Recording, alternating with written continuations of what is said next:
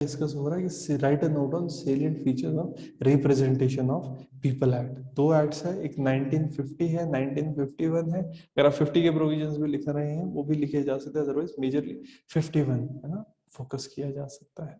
तो representation of people act, इसके क्या की प्रोविजंस है इसको लिखना था।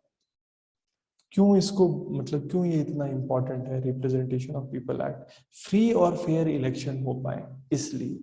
ठीक है, तो होल्डिंग फ्री और फेयर इलेक्शन ये डेमोक्रेसी का साइन क्वा नॉन जो बेसिस वो कहते हैं, इसके बिना वो है ही नहीं डेमोक्रेसी कुछ। तो फ्री फेयर इलेक्शन इम्पार्शियल करने के लिए है ना ये पार्ट 15 बनाया गया है, आर्टिकल 324 329। यहाँ पर आपका जैसे इलेक्शन कमीशन की बात होती है तो एम्पावर करते हैं पार्लियामेंट को कि ये लॉ बना सकती है, और इलेक्शन कमीशन ऑफ इंडिया उसका वॉच डॉग है कि फ्री और फेयर इलेक्शन हो। आर्टिकल 324 कॉन्स्टिट्यूशन का है ना ये दे रहा है पावर। इसके अलावा पार्लियामेंट को जो पावर दी गई है कि वो लॉज रेगुलेट कर सकती है इलेक्टोरल प्रोसेस को ठीक रखने के लिए, उसके लिए रिप्रेजेंटेशन ऑफ पीपल एक्ट 1950 और 1951 बनाया गया है। जब 1951 की हम बात करें मेजर क्या प्रोविजंस रहेंगे, तो जो इलेक्शंस और बाय इलेक्शन है ना उनके एक्चुअल कॉन्डक्ट को ये रेगुलेट करता है, एडमिनिस्ट्रेटिव मशीनरी प्रोवाइड करता है इलेक्शन के लिए, और रजिस्ट्रेशन पॉलिटिकल पार्टीज का इसके थ्रू होता है। स्पेसिफाई करता है क्वालिफिकेशन और डिस्क्वालिफिकेशन मेंबरशिप की, मेंबर्स की क्या होगी, और इसके अलावा करप्ट प्रैक्टिसेस है इनको करप्ट करेगा, और प्रोसीजर रखे हुए कि अगर डाउट और डिस्प्यूट कोई भी होता है इलेक्शन का उस टाइम पर ये ना उसको रिड्रेस कर सकता है। यहाँ पर क्वालिफिकेशन क्या कहते हैं कंटेस्ट इलेक्शन करने के लिए, कि रिप्रेजेंटेशन ऑफ पीपल एक्ट में लिखा है कि इलेक्टर होना चाहिए कॉन्स्टिट्यूएंसी से, मेंबर होना चाहिए अगर रिजर्व्ड है सीट, और एज इसमें 25 ईयर्स होनी चाहिए एमपी एमएलए की, और पंचायत म्यूनिसपैलिटी लेवल पे मिनिमम एज 21 साल है। तो ये हमारी बेसिक रहेगा इसका। दूसरा एस्पेक्ट यहाँ पे राइट टू वोट है कि आप वोट कर सकते हैं। ठीक है, इसमें आर्टिकल 326 के अलावा कॉन्स्टिट्यूशन के जो गारंटी करता है राइट टू वोट हर एक सिटीजन के लिए above the age of 18 years, unless वो डिस्क्वालीफाई नहीं हो रहे हैं। इसमें सेक्शन 62 है रिप्रेजेंटेशन ऑफ पीपल एक्ट का, ये इंश्योर करता है कि हर एक इंडिविजुअल जो भी है जो इलेक्टोरल रोल में जिनका नाम है कॉन्स्टिट्यूएंसी में वो एंटाइटल्ड है वोट करने के लिए, उस वो इसके अंदर आ जाते हैं। इसके अलावा कोई भी बंदा है ना जो कॉन्स्टिट्यूएंसी में है तो एक टाइम पर पर्टिकुलर इलेक्शन में एक जगह से ही एक कॉन्स्टिट्यूएंसी से ही वो वोट कर सकता है। ठीक है, तो इसमें one person can vote at one constituency only, only from one time particular election. इसके अलावा अगर वो प्रिजन में है तो अगर सेंटेंस्ड है under a sentence of imprisonment not eligible for voting, लेकिन अगर प्रिवेंटिव कस्टडी में है उस समय पे ये वोट कर सकता है। 2014 में इलेक्शन कमीशन ने क्या कहा था कि जो प्रिवेंटिव कस्टडी है राइट टू वोट है, लेकिन अंडर ट्रायल्स होते हैं जो जो अंडर ट्रायल्स है या कॉन्विक्ट्स है इनके लिए नहीं है। लेकिन जो लेस देन 2 इयर्स कर रहे हैं वो कंटेस्ट कर सकते हैं इलेक्शन प्रिजन से। क्यों? क्योंकि जो 2 साल से ऊपर का बंदा होता है वो नहीं कंटेस्ट कर सकता। ठीक है ना, मतलब 2 साल से ऊपर जो हो गया फिर उसको एक कूलिंग पीरियड होता है, क्योंकि 2 साल से ऊपर अगर किसी को सजा मिल रही है 2 साल की सजा मिल रही है फिर वो क्रिमिनल ऑफेंस था। ठीक, क्रिमिनल ऑफेंस के लिए 2 साल मिलती है, अदरवाइज 2 साल नहीं मिलती। इसके अलावा none of the above option ये इंट्रोड्यूस किया गया राइट टू वोट के अंदर, बैलेट पेपर है इसमें लिखा जाएगा, और इसके अलावा ईवीएम मशीन जो है इनके अंदर भी नन ऑफ द अबव की एक ऑप्शन दी जाती है।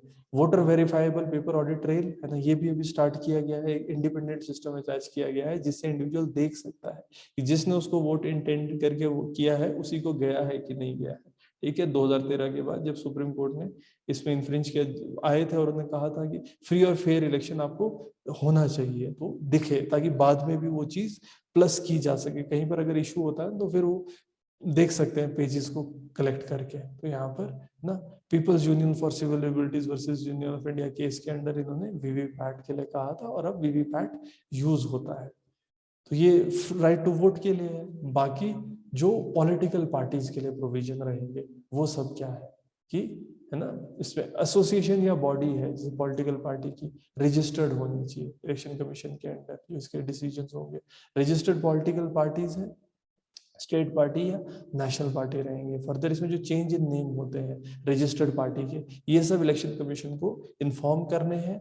ये रिकॉग्नाइज नहीं करती है, डी रिकॉग्नाइज कौन करेगा यहाँ पर है ना, डी रिकॉग्नाइजेशन की पावर फिर आपके इन आ जाती है, मतलब से हाँ रिकॉग्नाइज कर सकता है, डीरिकॉग्नाइज तो अगर फुलफिल नहीं करे तो हो जाती है। वॉलंटरी कंट्रीब्यूशन की अगर हम बात करेंगे, जो लोग हैं पर्सन और कंपनी विद इन इंडिया, ये एक्सेप्ट कर सकती है रिकॉग्नाइज्ड पार्टी। कंपनी डोनेट कर सकती है एनी अमाउंट पॉलिटिकल पार्टी को जो करना चाहती है, और इसमें कोई ऑब्लिगेशन नहीं है कंपनी को कि वो रिपोर्ट करे इस डोनेशन को पब्लिक और उसमें प्रॉफिट और लॉस अकाउंट में। ठीक है, मैंडेटरी है पॉलिटिकल पार्टीज को कि इलेक्शन कमीशन ऑफ इंडिया को जो डोनेशन आई है 2000 रुपए से ऊपर की वो दिखाए। तो 2000 से ज्यादा कैश डोनेशन नहीं ली जा सकती है, 2000 से ऊपर आपको मनी जो लेना है वो ऑनलाइन ही ले, या उसके लिए मतलब रिसिप्ट देनी पड़ेगी और ऑनलाइन। तो एक तरह से बिल पर बेस्ड होता है वो। तो पॉलिटिकल पार्टीज एलिजिबल है कंट्रीब्यूशन फॉरेन कंपनी से भी उठा सकते हैं। ठीक है, foreign contribution regulatory act 2000 under के अंडर। तो ये सब पॉलिटिकल पार्टीज के लिए प्रोविजन है। बाकी एसेट डिक्लेरेशन की बात होती है, जैसे हम देखते हैं ना जब भी इलेक्शन होता है उस टाइम पर एसेट्स डिक्लेयर करनी होती है। तो इंडिविजुअल जो भी कंटेस्ट कर रहे होते हैं वो अपना क्रिमिनल रिकॉर्ड, अपने एसेट और लाइबिलिटीज, एजुकेशन, क्वालिफिकेशन सब डिक्लेयर करते हैं। इलेक्ट होने के बाद एमपी जितने होते हैं ये एसेट को डिक्लेयर करेंगे, लाइबिलिटीज को डिक्लेयर करेंगे, और speaker Lok Sabha, chairman of Rajya Sabha है ना, इनको देते हैं। क्यों? ताकि लोगों को पता रहे। ऐसा होता है कि विद टाइम कितनी एसेट्स उनकी बढ़ रही है वो दिखाने के लिए डिक्लेरेशन है ना, विद इन 90 डेज पार्लियामेंट में सीट लेने के बाद इनको देना पड़ता है एमपी को। राइट टू इन्फॉर्मेशन की बात है कि जो इन्फॉर्मेशन को कैंडिडेट्स फर्निश करेंगे, जो मतलब ही और she is accused of any offence और पनिश, 2 साल से ऊपर अगर किसी में हुआ है तो वो बताना पड़ेगा, या कोई पेंडिंग है या कोई भी केस चल रहा है वो बताना होता है। और पोस्टल बैलेट की जो बात है, तो कोई भी बंदा है ना, any person can be notified by election commission in consultation with concern government ना, वो बता सकते हैं। पोस्टल बैलेट के लिए भी इसमें प्रोविजंस हैं। फर्दर अभी जो section 126 representation of people act, ये डिस्कस हो रहा था कि 48 आवर्स पहले ना जैसे इंफॉर्मेशन बंद करना पड़ता है जो कन्विंसिंग होती है, लेकिन अभी क्या हो रहा है सोशल मीडिया में क्या हो रहा है ना, वो चल रहा है, इसलिए सेक्शन 126 आया था। इसे 48 आवर्स बिफोर पोलिंग एंड्स और कंक्लूड्स, तो इलेक्शन मैटर वगैरह टेलीविजन में नहीं डिस्प्ले करते हैं, सब चीजें नहीं करेंगे, बंद करना होता ताकि इंडिविजुअल आराम से अपना डिसीजन ले सके। लेकिन जो 126 है नहीं एप्लीकेबल है प्रिंट मीडिया, न्यूज पोर्टल और सोशल मीडिया में। तो 126 ए प्रोहिबिट करता है एग्जिट पोल्स, कि जब तक रिजल्ट नहीं आ जाता तब तक एग्जिट पोल नहीं। एग्जिट पोल क्या होता है? जब लोग बाहर आ रहे हैं उस टाइम पर उनसे पूछते हैं कि आपने किसको वोट किया है। तो वो जो एग्जिट पोल होता है वो चीज नहीं है कंडक्ट किए, मतलब उसकी इंफॉर्मेशन नहीं दी जाएगी। क्यों? क्योंकि उस ऐसा होता है स्टेजेस में होते हैं, तो जब तक पूरा इलेक्शन प्रोसेस खत्म नहीं हुआ है तब तक नहीं भर करते। क्योंकि एक एग्जिट पोल में जो अगर एक पार्टी दिख रही है ऊपर, तो हो सकता है कि लोग उसको वोट ज्यादा करने लग जाए। ठीक है, तो ये सब एस्पेक्ट्स रहेंगे। इसके अलावा जैसे एक्सपेंडिचर की सीलिंग की हम बात करते हैं कि कोई भी कैंडिडेट है जो पोल के लिए कंटेस्ट कर रहा होगा लार्ज स्टेट में है ना, कैन स्पेंड 70 लाख तक लोकसभा में और 28 लाख असेंबली इलेक्शंस में करते हैं। वोट की काउंटिंग की अगर हम बात करें ना, हर एक इलेक्शन में जो पोल हो रहे हैं तो वोट्स काउंट होते हैं रिटर्निंग ऑफिशियल के अंदर। तो कंटेस्टिंग कैंडिडेट्स हैं, एजेंट उनका उस टाइम पर रह सकता है जो चेक करता है कि वोटिंग ठीक हो रही है कि नहीं हो रही है। बाकी अगर डिस्ट्रक्शन, लॉस, डैमेज या टेम्परिंग होती है बैलेट पेपर के साथ, ये रिटर्निंग ऑफिसर को, इलेक्शन कमीशन ऑफ इंडिया को इन्फॉर्म करनी पड़ती है। तो ये सारे एस्पेक्ट्स आपके रिप्रेजेंटेशन ऑफ पीपल एक्ट में है। फर्दर अगर हम देखेंगे कोई भी करप्ट प्रैक्टिस होती है, इसको रोकने के लिए क्या क्या चीजें हैं कि गवर्नमेंट और नॉन ऑफिशियल्स जो भी होंगे ना, नॉन गवर्नमेंट ऑफिशियल्स होते हैं, इनको कोई भी ऐसा are included within the scope of corrupt practice, इसको रोकने के लिए अगर कोई भी होगा, अगर कोई खराब एक्शन लेता है।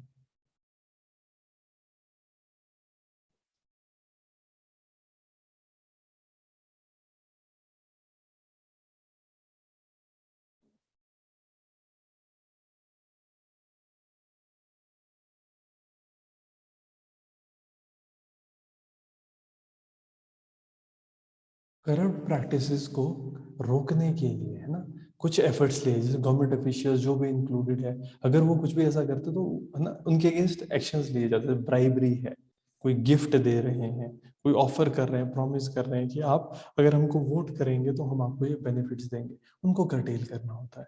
अनड्यू इन्फ्लुएंस अगर कोई करने की कोशिश कर रहा है, डायरेक्ट इनडायरेक्ट इंटरफेरेंस कर रहा है प्रोसेस में इलेक्टोरल, तो वहां पर उसको क्वेश्चन किया जा सकता है। बाकी जैसे कोई भी कैंडिडेट है, कोई भी स्टेटमेंट, फैक्ट फॉल्स दे रहा है ना, अपने बारे में ना, या किसी के अगेंस्ट एक्शन ले रहा है, मतलब कुछ बोल रहा है, उस पे एक्शन लिए जा सकते हैं। अगर किसी भी जैसे ना हायर कर रहे हैं कोई व्हीकल को कैंडिडेट, तो उसको ना कैंडिडेट कोई भी ना इलेक्टर जो भी रहेगा पोलिंग स्टेशन के टाइम पर, तो वो सब नहीं होना है। मतलब कि ऐसा होता है ना कि हेल्प कर, जो गवर्नमेंट का एस्टैब्लिश सिस्टम है उनको जो लोग, मतलब it is separate from the people who are standing in the election, तो वो दोनों आपस में एक डिफरेंस रखेंगे, डिफरेंशिएटेड रहेंगे, करप्ट प्रैक्टिसेस नहीं होनी चाहिए। और इसके लिए बहुत सीरियस होता है representation of people act. Enmity promote कर रहा है अगर कोई, उस चीज को भी क्वेश्चन करता है। जैसे कोई religion, race, caste, sex, community के बेसिस पर ना एनिमिटी क्रिएट करने की कोशिश कर रहा है, हेट्रेड प्रोड्यूस करने की कोशिश कर रहा है, उस बंदे को 3 साल तक के लिए जेल में डाला जा सकता है। और ऑटोमेटिकली ऐसे लोग ना फिर जैसे इलेक्शन से बाहर हो सकते हैं, जो प्रोसेस है, तो इसीलिए लोग अवॉइड करते हैं। बाकी एमपी एमएलए है, इसके डिस्क्वालिफिकेशन को जो रहेगा रिप्रेजेंटेशन ऑफ पीपल एक्ट में, कैसे सेक्शन 8 है हमारा, ये कि एमपी और एमएलए अगर कन्विक्टेड है 2 साल या ज्यादा के लिए, तो 6 साल के लिए वो डिस्क्वालिफाइड है। तो जब वो रिलीज होगा उसके बाद 6 साल तक वो इलेक्शन में खड़ा नहीं हो सकता। अगर कोई बंदा, even a person is on bail after conviction और अपील पेंडिंग है, वो डिस्क्वालिफाइड है कंटेस्ट होने के लिए, अगर वो कन्विक्टेड है। सेक्शन 8(4) अलाउ करता है कि कन्विक्टेड एमपी, एमएलए और एमएलसी है कि वो पोस्ट में कंटिन्यू करेंगे, प्रोवाइडेड अगर अगली जगह पर उनकी अपील हुई भी है ना, और हायर कोर्ट ने उसको ले लिया with in 3 months of the judgment. अगर वो अपील एक्सेप्ट हो गई है तो चलेगा, एक्सेप्ट नहीं हुई है then they are convicted, jail में, और उसके बाद 6 साल निकलने के बाद वो कुछ नहीं कर सकते। सुप्रीम कोर्ट ने जो सेक्शन 8(4) था ना, कि इसको हटाया था, डिक्लेयर्ड अल्ट्रा वायस हेल्ड की डिस्क्वालिफिकेशन। जैसे पहले क्या होता ना कि कर सकते थे, अब क्या है कि कन्विक्शन के बाद बंदे को उसको, मतलब वो कंटिन्यू नहीं कर पाएगा पोस्ट पे। हाँ, अगर वो आगे जाता है और फिर उसकी कन्विक्शन हटा दी जाती है तो फिर वो कंटिन्यू कर सकता है, but immediately post conviction individual को हटना पड़ेगा पोस्ट से।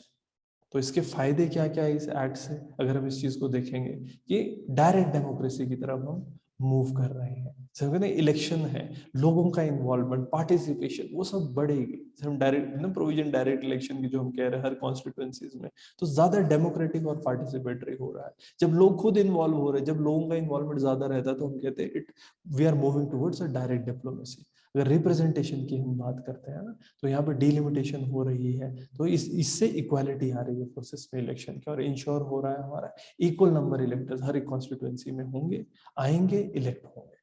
फेडरलिज्म बढ़ रहा है, ठीक है ना। फेडरल पॉलिटी की जब हम बात करते हैं, तो रिप्रेजेंटेशन जब सब लोगों को पार्लियामेंट में मिल रही है, तो वो चीज बढ़ेगी। डीक्रिमिनलाइजेशन हो रही है पॉलिटिक्स में, अगर हमें कहें, जो नेक्सस कहते हैं ना, पॉलिटिशियन, पुलिस और क्रिमिनल्स का जो नेक्सस होता है, वो चीज कम होती है। अकाउंटेबिलिटी, ट्रांसपेरेंसी बढ़ेगी, है ना, क्योंकि चेक रह रहा है पर्सनल जो फंड्स है मिसयूज हो रहा है उनका पर्सनल बेनिफिट के लिए, वो चीज नहीं होगी। इलेक्शन ज्यादा क्लीन होंगे, जैसे ब्राइबरी होती है, बूथ कैप्चरिंग होती है, ये सब एनिमिटी बढ़ाना, ये सब कम होगा। और लेजिबल पॉलिटिकल फंडिंग, क्योंकि इसमें रजिस्टर्ड है कितना पैसा मिलना चाहिए, प्रोवाइड्स की पॉलिटिकल पार्टीज है जो रजिस्टर्ड है 29 रिप्रेजेंटेशन ऑफ पीपल एक्ट के अंडर, तो ये रिसीव कर सकती है पैसे, जैसे इलेक्टोरल बॉन्ड ले सकते हैं। तो ट्रांसपेरेंसी आ रही है, पैसा वो ले सकते हैं बट ज्यादा ट्रांसपेरेंटली। 2000 से ऊपर बिल देना पड़ेगा। तो ये सब है। इश्यूज क्या है, अभी भी चैलेंजेस है डिस्क्लोजर के, जैसे कहते हैं डिस्क्लोजर करो, बट फॉल्स करते हैं बहुत लोग, है ना। अपने एजुकेशन प्रॉपर नहीं बताएंगे, असेट लाइबिलिटीज तो ढंग से कोई भी नहीं बता रहा होता है। पॉलिटिक्स की ब्यूरोक्रेटाइजेशन हो रही है, जैसे हम कहेंगे कि सेवरल पॉलिटिकल प्रोविजंस बनाए गए इलेक्शन कमीशन के द्वारा, फिर भी, है ना, हम ये बात कहते हैं कि ब्यूरोक्रेटाइजेशन हो रही है, मनी और मसल पावर चल रहा है। और इलेक्शन कमीशन है, इसकी ड्यूरल रिस्पॉन्सिबिलिटी हो रही है। जैसे इलेक्शन कमीशन है, इसका अपना इंडिपेंडेंट स्टाफ तो है नहीं, ये एक मेजर प्रॉब्लम है कि ये सेंट्रल और स्टेट गवर्नमेंट के स्टाफ के ऊपर डिपेंडेंट होता है, ठीक है।